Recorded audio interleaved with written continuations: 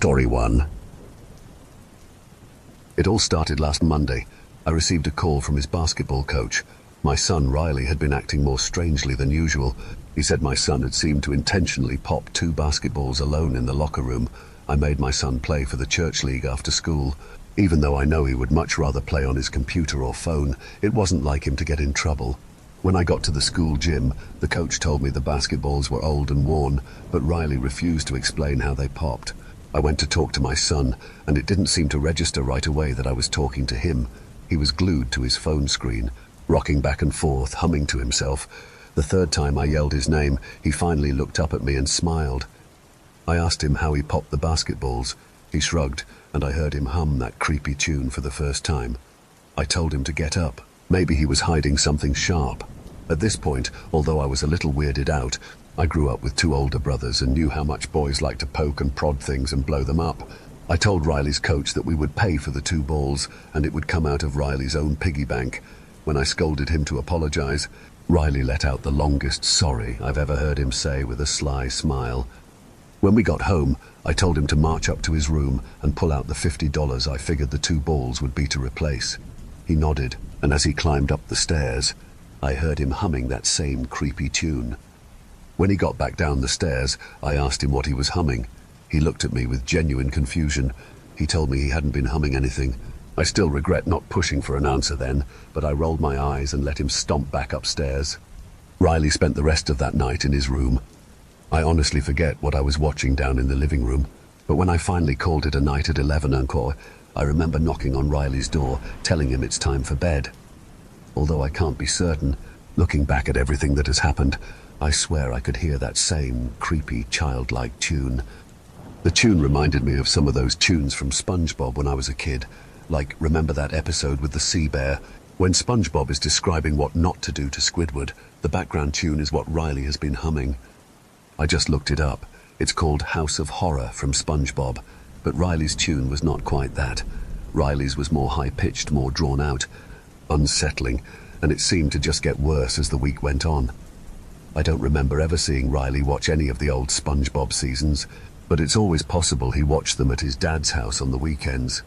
Tuesday was a late day for me at work. Linda, one of Riley's friends, Will's mum, picked him up every Tuesday so Riley and Will could hang out for 2 hours while I rushed back to our neighborhood after work. When I got to Linda's house, Linda pulled me aside to the living room.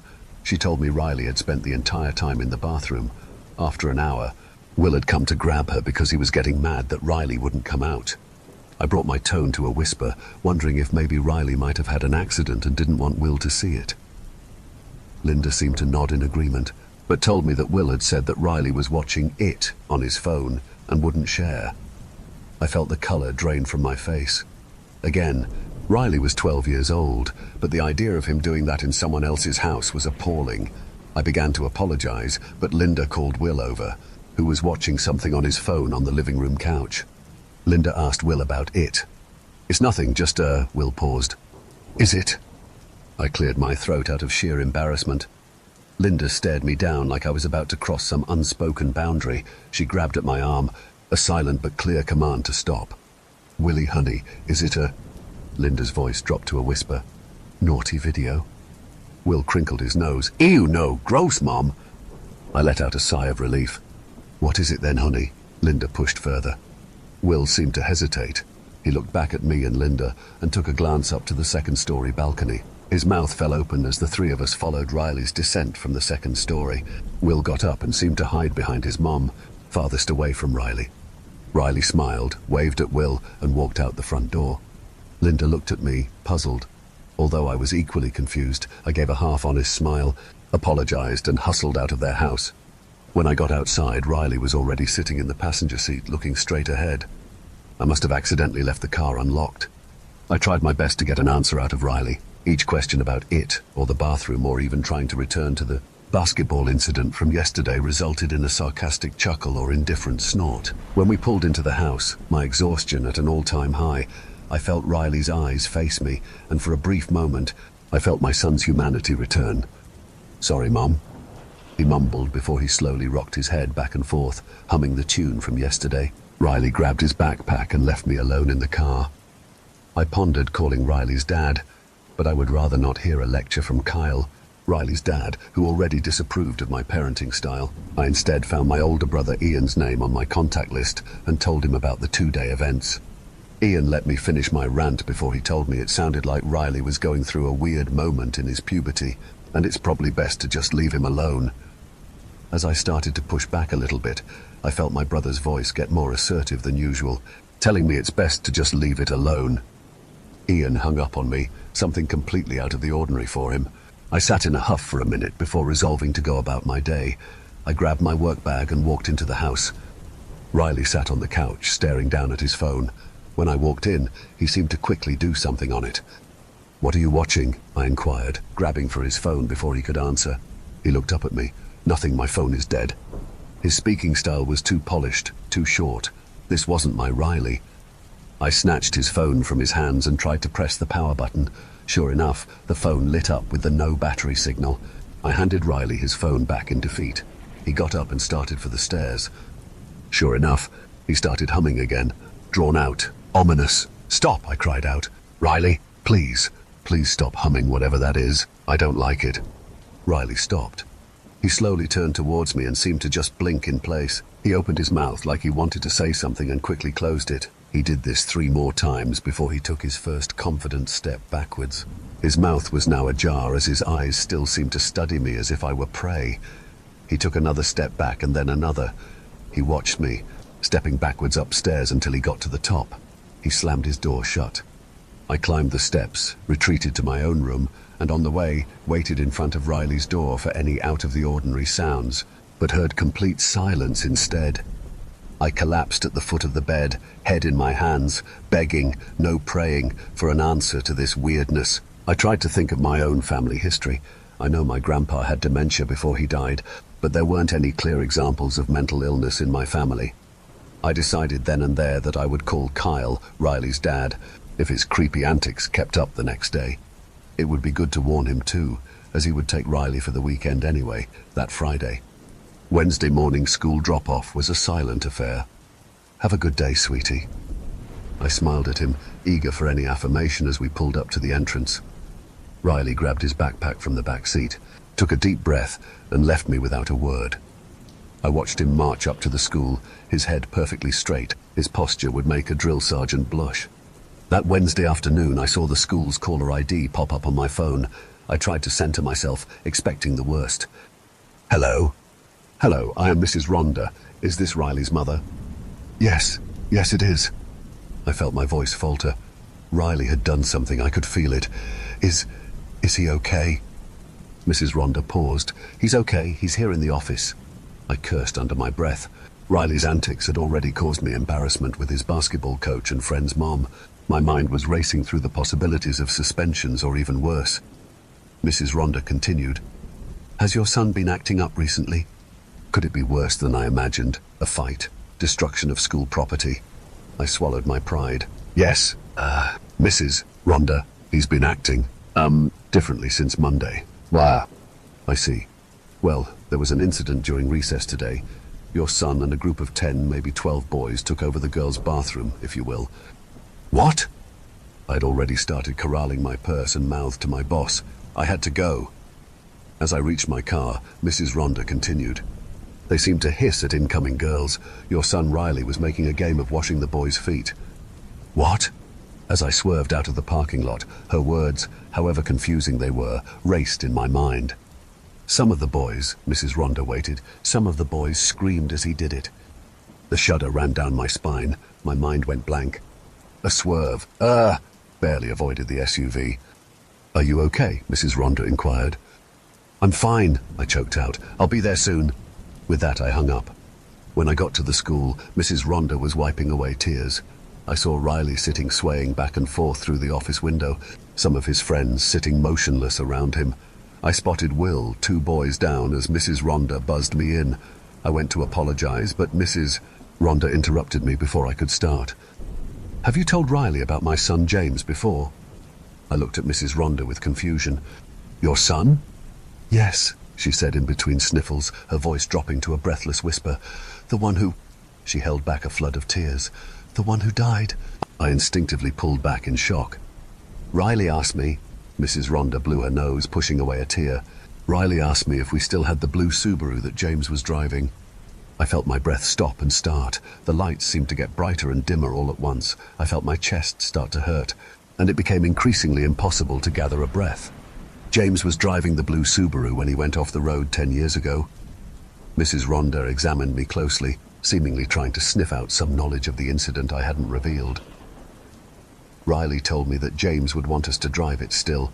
The little bits of James would remind us of him. The room began to spin. I looked over at the bench that held Riley. He looked over at me and grinned, still rocking back and forth. I didn't recognize my child for the first time in my life. I tried my best to apologize to Mrs. Rhonda before I went to grab Riley. As we left, I leaned in and whispered to Mrs. Rhonda that Riley would be out the rest of the week. When we got to the car, I told Riley to sit in the back seat. I couldn't be near him at the moment. As we drove, I kept catching Riley staring me down in the rearview window, smiling and sniggering to himself. As we came up to a stoplight near our house, and he could see me staring back at him, Riley opened up his mouth, unnaturally long, and his humming emanated from the black hole of his mouth. When we got back to the house, Riley threw his bag down on the floor and locked himself in the downstairs bathroom before I could stop him. I heard him turn on the water, but I didn't hear him turn it off. I could hear him humming his tune, even over the water. No matter where I was in the house, it seemed to be just a few feet away. I retreated to the front lawn, climbing back into the car and pressing my ex-husband's contact on my phone. When he finally picked it up on the fourth ring, I was hopeless in stopping the stream of tears. Kyle seemed annoyed as I began to recount the basketball story, giving snide remarks or downplaying the terror of it all. As I went deeper, Kyle fell silent. "I just don't know what's happening to him," I said between sobs. I'm scared for him. I could barely compute this feeling at the time, but it's only become more real the longer this terror has dragged on. "I'm scared of him." I waited for his response. 10 seconds melted into 30 seconds when Kyle finally said something. This all had a valid explanation. It's go. "What are you talking about?" My words poured out before I could stop them. "Did you tell him about Mrs. Rhonda and James?" "I didn't even know about that." Kyle paused again. "I might have. I must have." Kyle tried to reassure me. Might have come up when I talked to him about drunk driving. I felt my breath begin to quicken again. "It's fucked up to bring it up, but boys like to bring up the taboo," Kyle continued. "You really think it is not some adult videos?" I considered his theory. "Will, Riley's friend, told me and his mom it wasn't," I reiterated. "Of course the little fucker would say it wasn't porn," Kyle sarcastically snorted. "Look, he probably just found some article on that James kid and wanted to freak people out." "But the humming, Kyle, the feet thing, it's not natural. Something's really wrong with him. Maybe he, My words stumbled over one another. Voice dropped an octave as I hesitated at my next thought. "Maybe we look into therapy options or an exorcism," I whispered. Kyle took a long breath. "He's not going to goddamn therapy.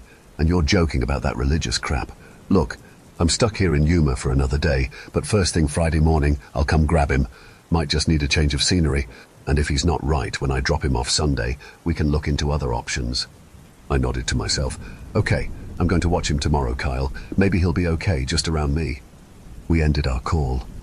My hand found the door handle, but my trembling fingers refused to push it further. After a few minutes of silence, I finally exited my car and tiptoed up to the front door. As I reached for my keys, the front door slowly swung open, and I could hear the slight hum from inside the house. "Riley?" I called out, taking a tender step forward into the house. I looked up the stairs, expecting to see his figure loitering over me, but found the space empty. I heard his devilish humming again. It surrounded me. Still, I couldn't place the source. "Riley!" I yelled out, circling the first level. "Riley, come out now, I'm not playing." My voice fluttered in the air. My head felt fuzzy. My sinuses pushed against my eyes, while I could hear the blood rushing in my arms. The humming got louder as I neared the living room. "Riley, you're starting to scare me," I cried out of desperation. My voice, a shadow of its past self, died within the confines of the living room. Not daring to venture further, I collapsed in despair onto the couch. I felt a tear begin to well up in my right eye. I tried to push it away with my left pointer finger, chalky, white smeared just below my eye, a fingertip taste, salt. I ever so slightly made out the sounds of snickering to the left of the couch. I hesitated for a half second before I slid my body to the side of the kitchen and peeked down. Riley was on his knees, seeming to laugh to himself, guarding his mouth with his hand. He looked up at me, his eyes seeming to stare right through me. He returned his gaze to the floor and restarted his snickering. The snickering was unnatural, forced, devoid of joy. My hand reached out and grabbed his back. Riley immediately went quiet. He looked over at my hand, and I felt his eyes follow my arm up to my torso before staring back at me with so much disdain you would have thought I had just spit on him. "Riley," I mumbled out. His face went neutral. He blinked twice before slowly rotating his head back until his skull found the back of his neck. I looked up at the ceiling, desperate to see something, anything to explain what was going on with my son. My whole body jolted when that same demonic humming radiated out from Riley. My hands found the sides of my head, right hand migrating south to clasp the rosary I had started to keep in my pocket. It was gone, misplaced, or worse. I mustered the last of my strength. "Riley, go to your room," I shouted out, desperately trying to reclaim control of the house. Riley rose to his feet and looked down at me. I felt my lip tremble as I rose to my feet. Riley and I were the same height, but in that moment, I felt like a mouse. Riley's face slowly contorted into a smile. I could hear his lips cracking and his face twitching into place. He walked towards the staircase and silently started climbing to the top. I followed closely behind. Halfway up the steps, Riley stopped before breaking into a dead sprint for the last 6 steps, throwing open his door. I was startled but tried my best to follow close behind. When I got to his open door, Riley was perched in a perfect 90-degree angle staring straight ahead. His gaze was locked on his closed closet door as he began to hum his creepy tune again. My body felt limp, like my energy had been sucked out. I took a timid step back from his door, his humming still ringing in my ears. Something was calling out to me, but I still don't understand. I had to be near his bedroom, near my son, near the humming. I plopped down on the floor next to his doorframe. It was only 6. The hallway still basked in light from outside. By 9, the sun had faded, and it was dark. My only companion was the non-stop humming. The sun soon emerged. I looked down at my phone. The time had already bled into 9 a.m. on Thursday when I tucked my head back into Riley's room. He sat completely rigid, eyes still trained directly in front of him, humming that same wicked tune. The early morning soon ate into the afternoon. I sat motionless, transfixed on Riley's humming, waiting for a hint of normality, a twinge of difference, just a taste of the humanity my son was now missing. Nothing, just the humming, an elixir of evil and turmoil. The daylight soon slid into darkness, and my hum-induced trance was broken by a sudden thud at the front door. My legs trembled and felt weak as I got off the floor, the hallway around me covered in a slight haze. I had to blink away. I took cautious steps down the stairs, opening up the front door to see Kyle standing before me, wearing a yellow vest. "I've been calling all day. Are you okay?" Kyle asked, his voice a mix of anger and genuine concern. I looked down at my phone, realizing now that I had somehow missed 16 phone calls from Kyle. Kyle seemed to study me more thoroughly. I felt his eyes glaze over the eye bag that must have been present, and him trying desperately to find life in the husk of a former wife who stood before him. I should have called for a wellness check. "What's wrong?" I nodded my head back and forth. The sunlight burned my eyes. "Riley." My mind went blank. "What about him? Is he still acting funny?" Kyle asked, placing his hand on the doorframe before flashing a smile behind me. "Ah, Riley." I turned to look back to see Riley with his head down. Riley pushed against me, holding his usual weekend bag. "Riley, everything okay?" Kyle asked. Riley stopped in front of his dad. His eyes started at his feet before slowly trickling up to his torso, then his head. Riley stood there motionless, just staring at his father. Kyle looked at me with shock at first, then quickly shifted into something dripping with terror. Riley then started a low hum before he kept walking towards the truck and climbed into Kyle's Ford F-150. "What's wrong with him?" Kyle asked with gritted teeth. His face was ghostly white. I looked at him with sincerity. I felt my hand try to find his shoulder, but missed badly, nearly falling forward until Kyle caught me.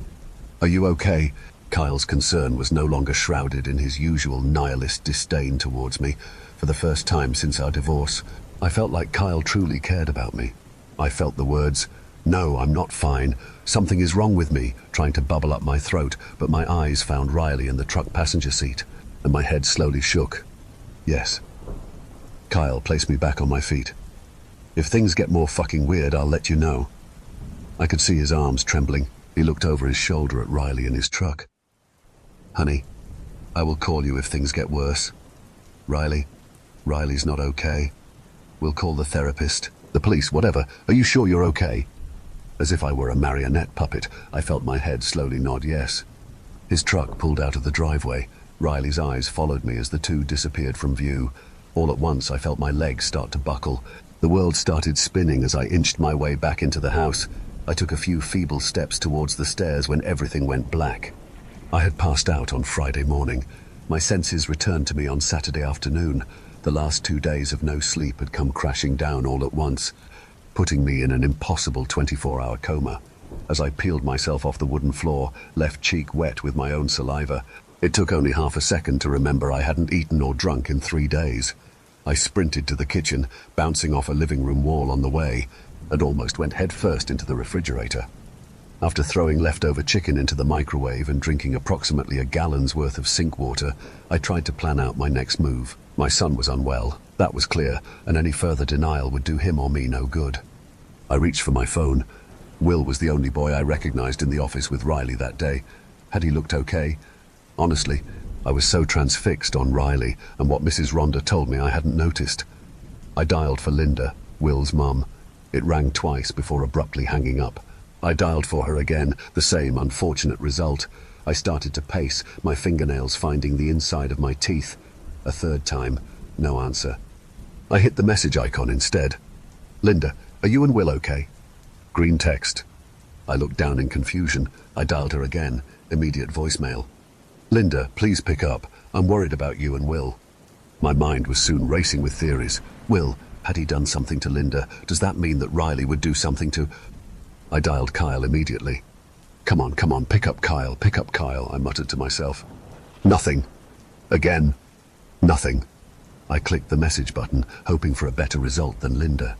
The 3 dots notifying me that Kyle was typing appeared on the left side of my screen. I let my finger hover over the keyboard, anxiously awaiting Kyle's response. The dots lingered, lost in mid-sentence before disappearing. Never mind. I started my message.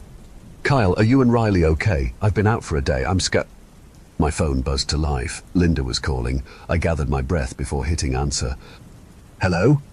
I yanked the phone away from my ear. The blood-curdling scream erupted from the phone speaker. Linda! I screamed into the phone, already dissolving into a broken mound of tears, terror, and confusion. Linda, are you okay? She was cut off mid-scream. Linda, I was wrestling with my composure. I let the phone fall from my ear. The same humming Riley has been repeating all week echoed out of the phone. Thus wasn't real. It can't be. The humming grew louder and louder.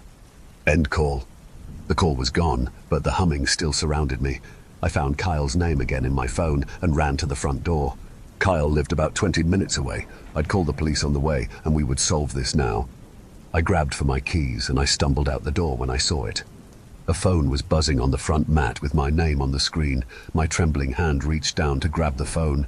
The gleaming picture of an 8-year-old Riley and Kyle at a baseball game confirmed the worst. The phone was Kyle's. The humming grew louder. I twisted around and ran up the stairs, reaching my bedroom and locking the door behind me. That's where I am now.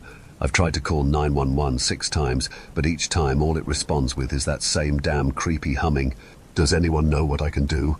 I don't have a weapon, and the humming seems to be right up against the door now. I can make out a little mouth in the door gap by the floor, a gap torturing me with that same spine-chilling humming. The tongue that comes out of it, it's long, too long for a human. I think it's Riley, and I don't think he's here to comfort his mother. Story 2. This is something I should probably be speaking about with a therapist, I know. I would, or I have been, but that's not really an option anymore. In fact, I couldn't tell you how many times I've told this story to various medical professionals. I'm 30 now, 20 years since it happened. I just want it to stop. I was a pretty average kid, I think. A little weird, but every kid is a little weird. I had an older sister, and we fought like 2 cats. I had a couple good friends, most of whom lived on my street or one street over, and we would meet after school and play until it was time for dinner. My life was fairly ideal. I played soccer, I think. Honestly, I have a lot of trouble remembering much of my childhood. But I remember that I got a Nintendo DS for my 10th birthday, and we had a big party in the backyard. Practically the whole neighborhood showed up. My birthday was just before school got out for the summer, so the air buzzed with excitement, and the evening was warm and felt more alive than other nights.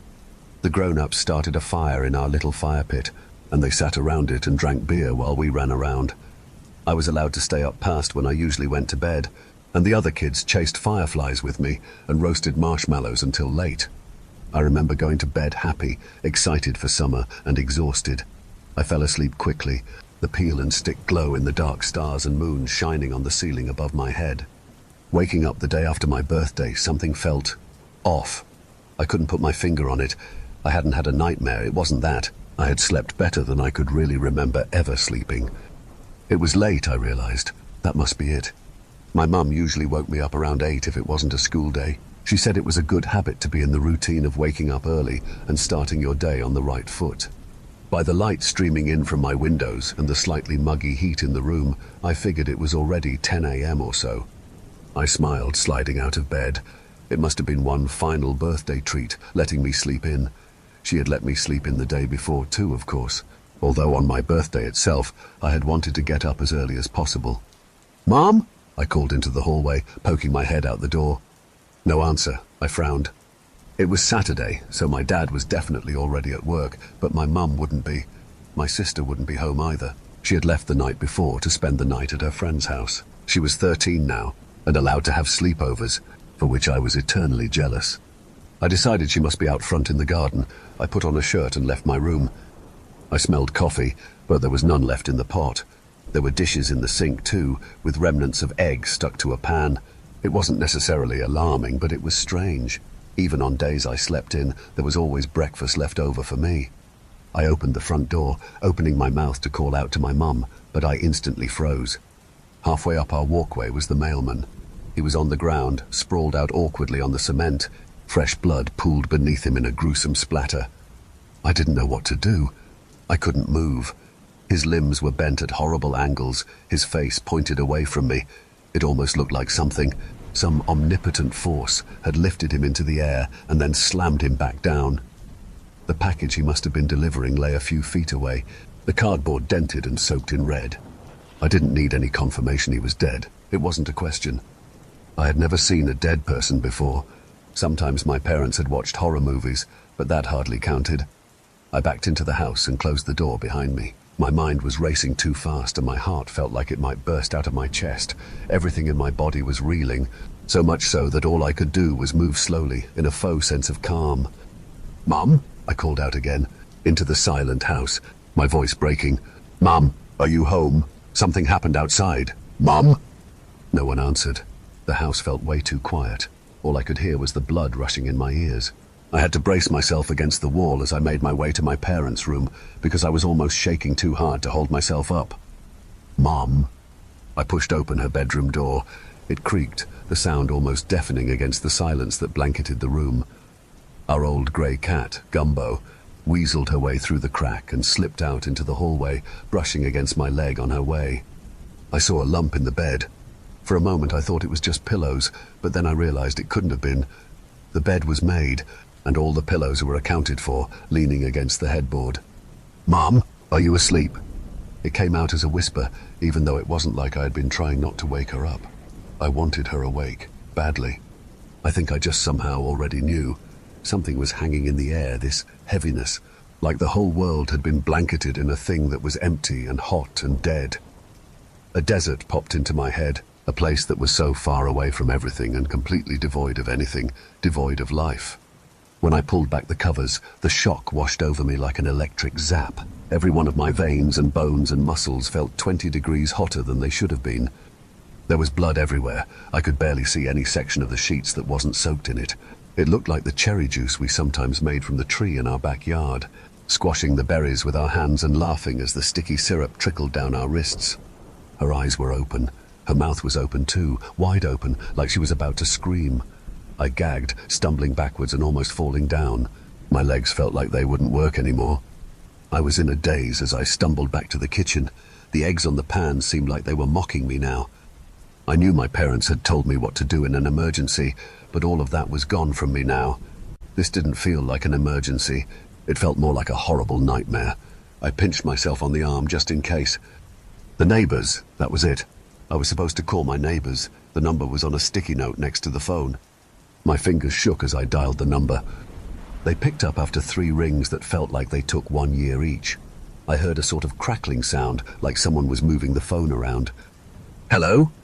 Hi. I cleared my throat, trying to get rid of the lump firmly lodged at the back of my tongue. This is Jackson, from next door. I heard some sort of giggle, a choked one, like they were trying to hold it back, and then some hushed whispering. Hi, Jackson, the voice said. I assumed it was the mother. Mrs. Winston, is everything all right? Can I help you with something? Something happened. My mum. Oh, honey, Mrs. Winston said, her tone gentle, but something about it felt deeply off. My stomach twisted. Why don't you head on over here? We'll figure out what's going on together. Okay. I remember hanging up before she said anything else. Something about her voice was unnerving me. Still, I didn't know where else to go. I slipped out the back door so I wouldn't have to walk past the mailman, Gumbo watching me go. I knocked on the neighbor's door. No answer. I knocked again. Still nothing. I stepped into the flower beds, peering in through the windows. Someone was lying on the couch, their head tilted back like they were staring up at the ceiling. For a moment, that was what I thought was happening, until I saw that their chest was opened up like a patient on a surgery table, all guts and organs and blood, so much blood. It was Mr. Winston, in his sweater vest and brown dad shorts. Dead like the mailman, dead like my mum. Something came over me, and I burst through their front door. It was unlocked, which I hadn't really expected, so I went tumbling into the room, landing on my stomach, my face slamming into the floor, face to face with Mrs. Wilson, who lay dead in front of the phone. Her eyes were open too. There was a fly on one of them, crawling across the white, pausing every few seconds to rub its hands together. I had started to cry. It was finally hitting me that this was real, not some dream, and I desperately wanted my mum. I scrambled to my feet, nearly throwing up when I realized my face was covered in her blood. I swiped at it with my hands, trying to wipe it away as quickly as possible. Then instinctively I licked my lips. Horrified, I braced myself for the coppery taste of the blood on my tongue, but it never came. It was sweet. I hesitated, trembling incessantly, before cautiously raising one of my red fingers to my lips. Sweet. Memories flooded my mind, memories of baking with my grandmother, the sweet syrup we would sometimes pour into the mixing bowls. It was fucking corn syrup. I ran to my father's work, which was on the other side of town. By the time I got there, I was close to passing out and drenched in sweat, but it had made it a little easier to get here with the road completely devoid of cars. There were some, parked on the side of the road or every now and then in the middle of it, but none of them had people in them. Some of them had blood, thick and red and gooey blood. The nice receptionist that was always at the front desk and always gave me candy when my dad brought me in had her head against the computer. Her hair was matted with red liquid, as if someone had ripped out entire chunks of her scalp. Before I could think too hard about it, I wiped my finger across the side of her head and licked it. It was sweet too. I felt like my brain was going to break, like I was standing on the edge of something completely incomprehensible.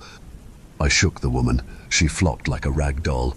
I sobbed, shoving her, and she slumped to the ground, her head knocking against the tiles. "Wake up!" I screamed at her. "I know you're not dead." She didn't move an inch, just stared, unblinking, her mouth hanging half open. I ran into the room my dad usually worked in, scanning it for his workspace. I couldn't remember where it was, just that it was around halfway back and close to the wall. In every cubicle, someone was dead. Sometimes they looked halfway peaceful, as if they'd been caught by surprise, but most of them were eviscerated in one way or another. Entrails hanging out, bones showing, blood sprayed against the walls, even some with faces ripped clean off. It was like something unseeable had swept through the town on a rampage. But all of their blood was made of corn syrup. In a brave moment, I even touched one of the organs, something that looked like a strange deflated balloon, and it jiggled, but more like plastic than a human body part. At one point I swore I heard a giggle behind me. I whipped around, but no one was there. I found my dad at the water cooler, sitting against the wall, cone paper cup still gripped loosely in his hand. He stared straight ahead, blood leaking from his eyes, nose and mouth, like he'd exploded from the inside. "Dad," I whispered, grabbing his shoulder. "This isn't funny. Please stop." There was a strange look on his face that I could just barely make out through the red, almost like a smile. Like a smile someone would only make if they were trying very hard not to. I walked back home down the middle of the road, balancing on the yellow lines to have something to focus on, because I was fairly certain if I stopped walking, I wouldn't start again. When I got there, I climbed into bed and I closed my eyes. I didn't know what else to do. Eventually, after what must have been hours and hours of lying there, I drifted off into a restless sleep. I woke up to someone shaking my shoulder. I screamed, scrambling away from them, immediately wide awake and terrified. "Whoa!" My mum backed away, smiling. "Sorry, buddy. I didn't mean to scare you." I was breathing hard. I looked her over, clutching my chest. She was completely fine. She looked it, at least. She stood there in a white blouse and blue jeans, her hair tied up like always, her eyes bright and happy. "What? What day is it?" Her smile faded, and she frowned a little. It was then that I noticed the smell of bacon wafting in from the kitchen. "It's Sunday, Bud, remember? 2 days after my birthday, so yesterday had been real. What happened yesterday?" She placed the back of her hand on my forehead, tutting softly. "Did one of those neighborhood kids you play with get you sick? Honey, do you feel okay?" I dropped it, because I didn't know what to say. I convinced myself maybe I really was sick, maybe it had been some kind of feverish hallucination, and I was so relieved to see her, I didn't want to think about any of it anymore. I went to eat breakfast, sitting at the table between my dad and my sister, and everything was normal. But when I left the house later that day, I saw it. On the walkway leading up to our house, there was something pink on the pavement, a faint pink stain, like something sweet and red and sticky had been recently scrubbed away. Like I said, it's been 30 years. I've been feeling like I had almost recovered from that incident. I had asked everyone I knew countless times about that day, but none of them seemed to have any idea what I was talking about. But still, I had almost let it go, and it had never happened again. Not until today. Today, when I walked into my therapist's office, it seemed strangely quiet. There was usually music playing, something soothing and soft, and there were people in the waiting room and at the front desk typing on a keyboard. But today, nothing. No one. Silence. I let myself into Dr. Sheldon's office, perplexed. Which is when I found her dead on the carpet, her blood sprayed across all the walls, even dripping from the ceiling. It was crazy, I know that, but I immediately tasted it. Sweet. I rolled her over, and her eyes were open, a strange smile on her face. This time I did something I didn't think to do as a kid. I checked her pulse. She's alive. I don't know what to do. I can't believe they're doing this to me again. Do they think this is funny? Story 3. "I have the body of a man, but my soul is a whale," Captain repeated, staring at me, his smile breaching his messy white beard. "How you mean? Like you enjoy the ocean?" I responded, cutting the beetroot into mangled slices. "No, sir, I mean literally." He looked at my hands and how they wobbled between each cut, ruining the angles and leaving huge blocks of red on the wooden board. "I was born a whale. I have the memories of a whale. My soul is a whale's." I laughed softly to myself and turned to amuse his ramblings. "And how'd you end up in the old fella's body?" I pointed my index finger hard into his chest. He stumbled backwards like an old drunk, catching himself before he spilled to the floor. "Not sure. I remember dying, shot by a gnarled barb of metal, hauled to the top of the ocean. I watched my guts drain down to the seafloor, and as I breached, I died." He looked once again at my messy hands. "But I do see the captain dying too, somewhere off the coast of an island. He was fishing. His boat capsized and he drowned, thrashing desperately for salvation. But I know those memories aren't mine. I know that because they don't come to me without warning. I force them to the surface. The whales come naturally." I let out a hearty laugh and placed my hand on top of the short man's wrinkled head, ruffling his thinning white mop of hair. "What a story you spin, Captain. What a story you spin." He snorted.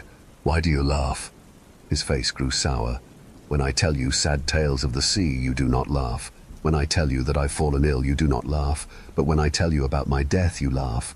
I simply don't understand. I finished dicing this beetroot awfully and slid it into the salad I desperately wanted to be good.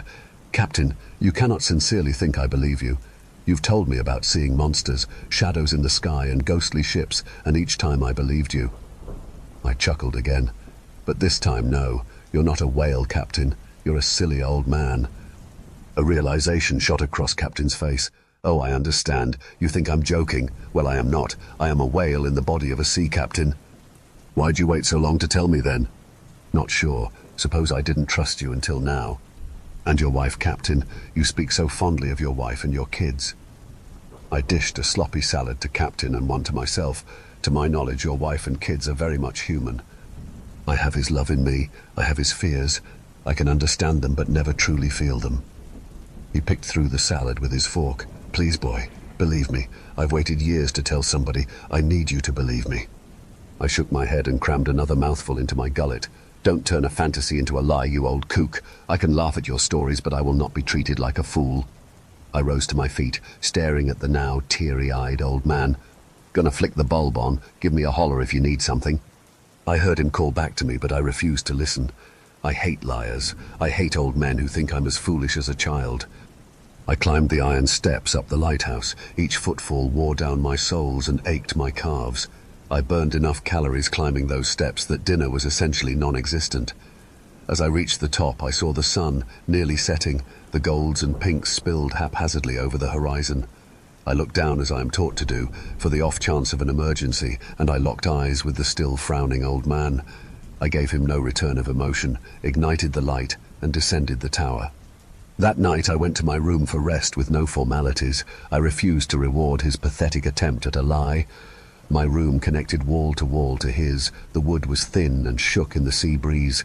No matter how much I tried, I could always hear his late-night mutterings, his hearty laughs, but that night I only heard weeping, deep, chesty wails and cries.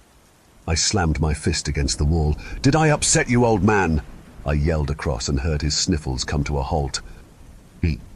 Just a bit, son. His voice was as soft as possible to still be legible. I just feel like such a fool. I rose out of bed, walked onto the soft dirt and shuddered as the cold breeze rattled my bones, cracking open his door. I'm sorry, Captain. I am. He looked at me, his lantern making his face glow a soft yellow. You believe me? I shook my head. No, sir. Not even slightly, sir.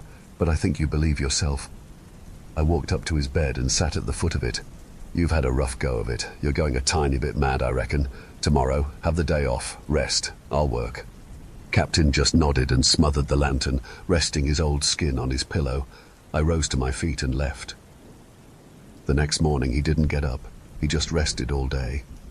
On occasion, when the wind would quiet itself, I would hear him weeping. The rest of the week went as normal. We spoke less, only making orders to each other to keep the island in shape, deciding who's cooking dinner and what. When we did speak personally, it was more humor, small jokes about our cracks popping up past our belt line and how the gull's shit resembled our boss's face. After a 6th day of no politeness during supper, Captain broke the ice. I've been thinking, my friend, about our discussion.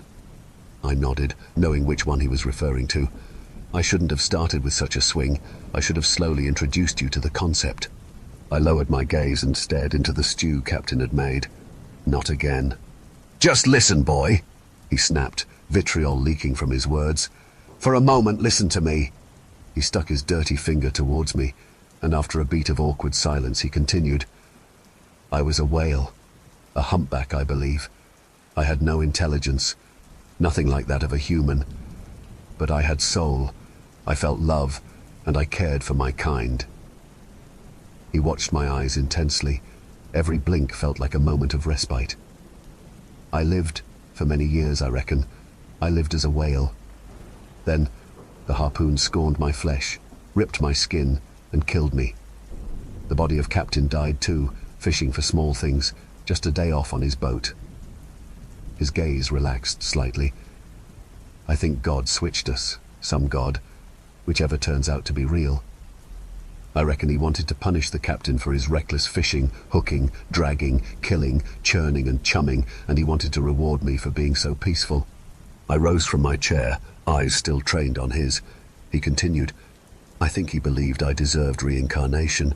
I was such a loving whale, such a kind soul. He switched us to save me and to kill him. I see Captain's thoughts. He was a cruel bastard, cruel to his wife, cruel to his kids, and cruel to his pets. I reckon." Before he could finish, I slapped him firmly across the cheek. It glowed red immediately. "Enough," I grunted.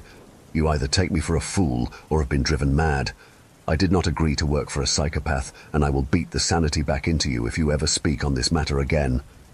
He rose to his minuscule height and yelled at me, "You're a month off 17 and you think you can talk to me like that? I ought to beat you till the sense comes back." I pushed him down. He crashed into the wooden chair. "Go on, beat me." I walked over and placed my boot on his stomach. "Beat me." I stared down at the flipped turtle of a man. "I will kill you on this island, and nobody will know it was me. Get it?" Captain nodded, and I left to ready the light. As I walked the stairs, I whacked the side of my head. I tried to shake the nasty thoughts that swirled around them. The man was sick. I was being ruthless and a bully. I told myself on repeat, look after him, care for him, send him home. But then his words started up again in my mind, and his smug smile returned to my vision. Crazy fuck, lying prick. I felt my sanity slipping away. I knew another week on the island with that madman would break my psyche, but I persisted. The next week slogged along. Captain grew so distant I went full days without even catching a glimpse of him. I grew annoyed with this, not only his lack of help, but also the fact he was out there mad. He was wandering, wasting his precious hours thinking about being a blubber-riddled sea mammal. When I would see him, he was watching the ocean, hands in his overalls pockets, staring. Sometimes I would catch glimpses of him bringing fish to his room, I assumed to cook.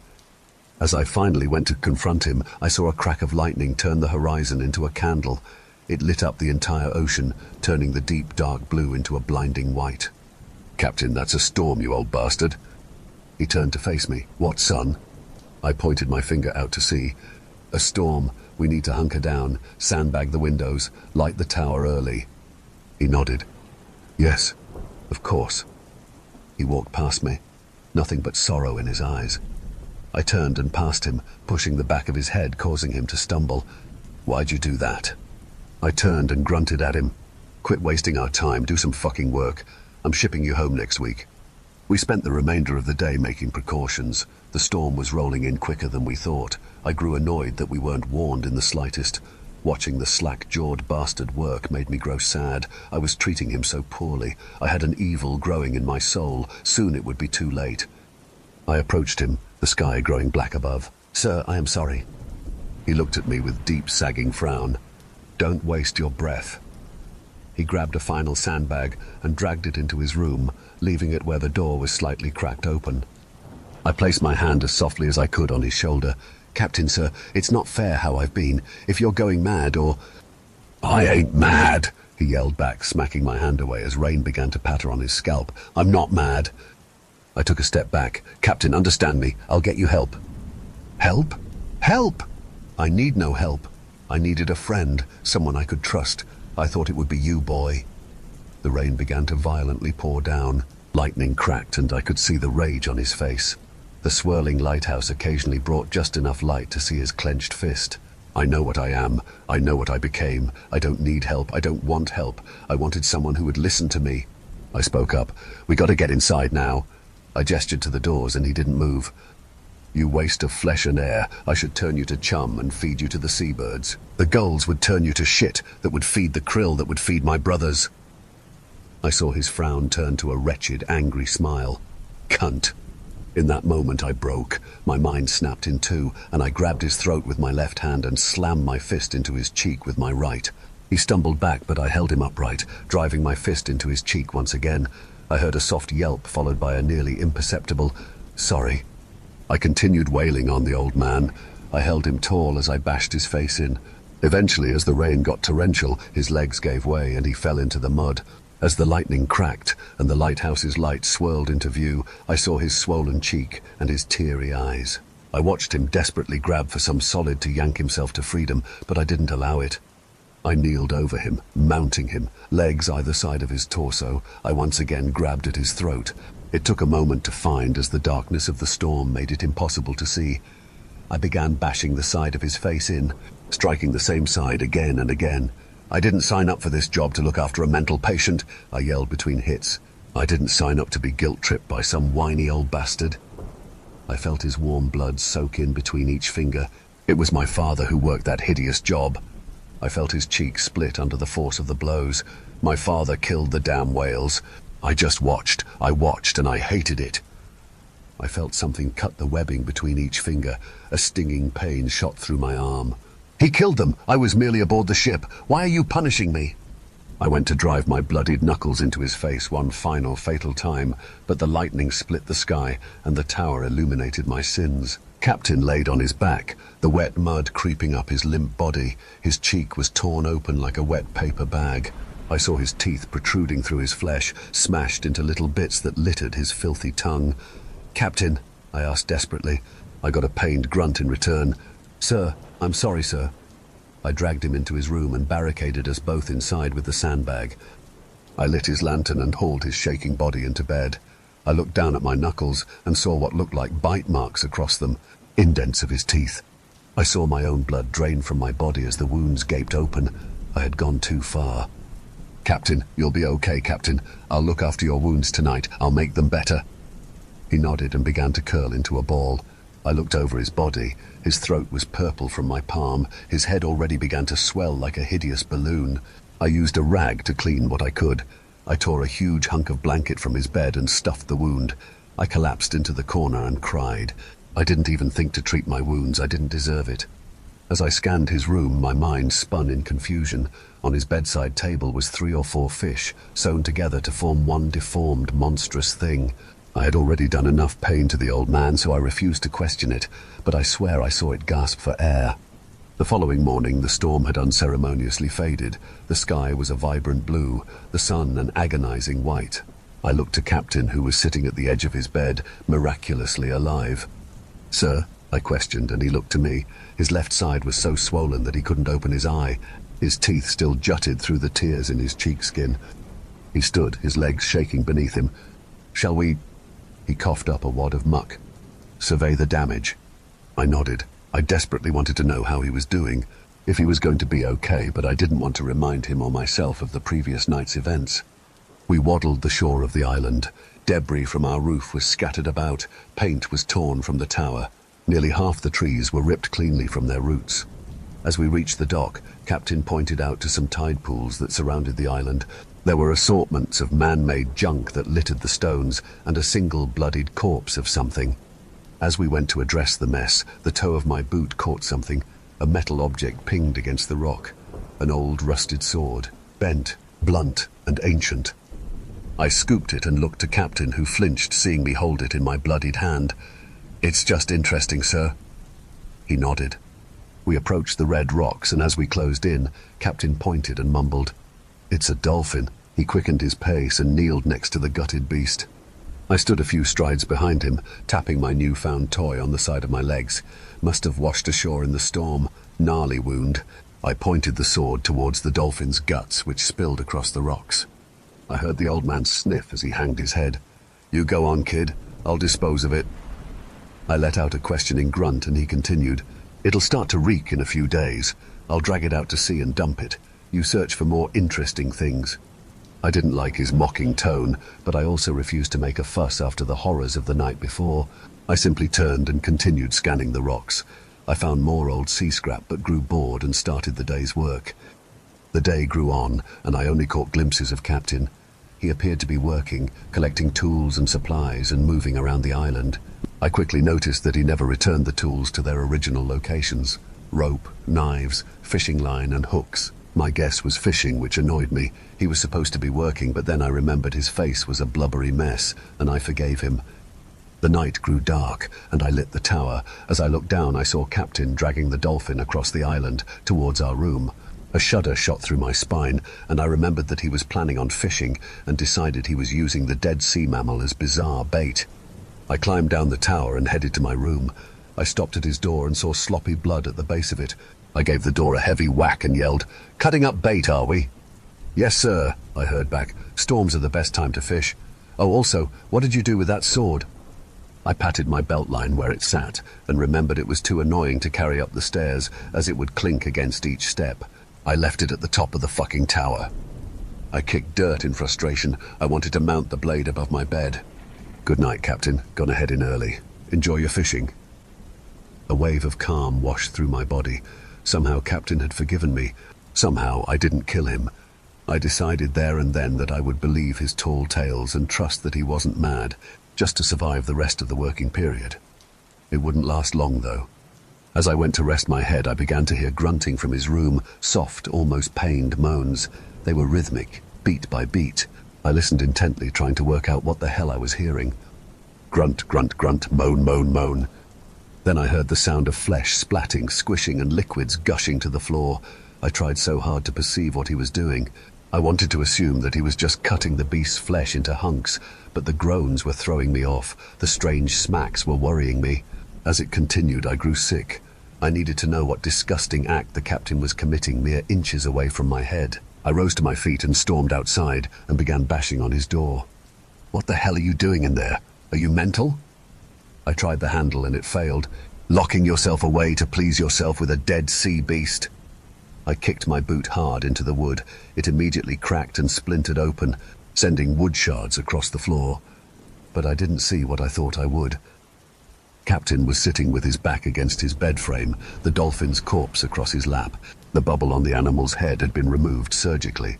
Looking down at the beast, I saw its throat was also opened, spilling rotten blood on the floorboards. My eyes moved from the creature to Captain. In his hands was a man-made organ, a strange ball of dolphin fat, veins, and what I believe were vocal cords. I continued to scan his body. He had removed his own throat. It split open like a dissected frog. He had done it so perfectly that only a small spurting of blood could be seen. The rest was still contained in his neck. I shook my head and he smiled at me, such a threatening grimace. "What the fuck are you doing?" I asked, waiting desperately for an explanation, but he gave none. He couldn't.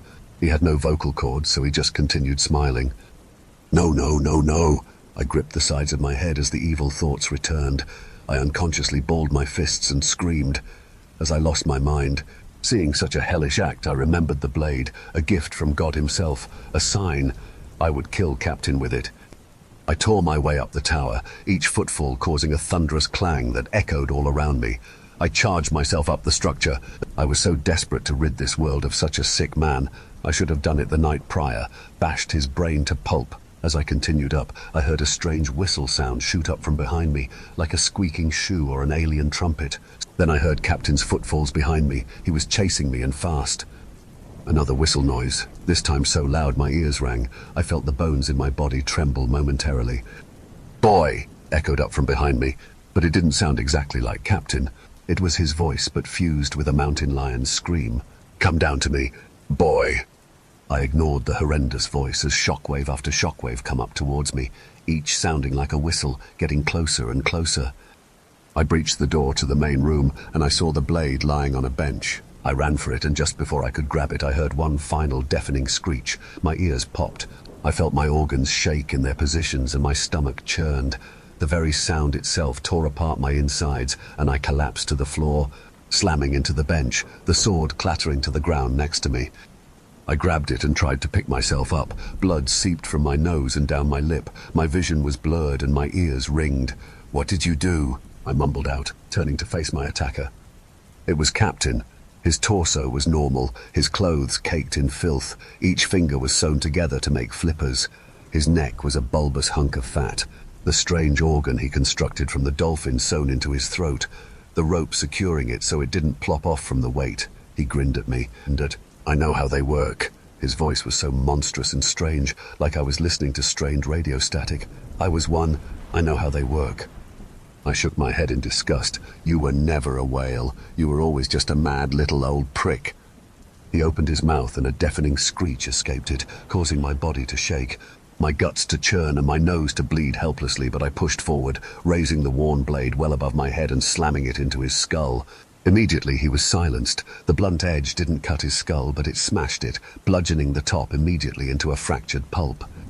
He tripped over his own feet and fell backwards down the stairs, colliding violently into the rung and wall.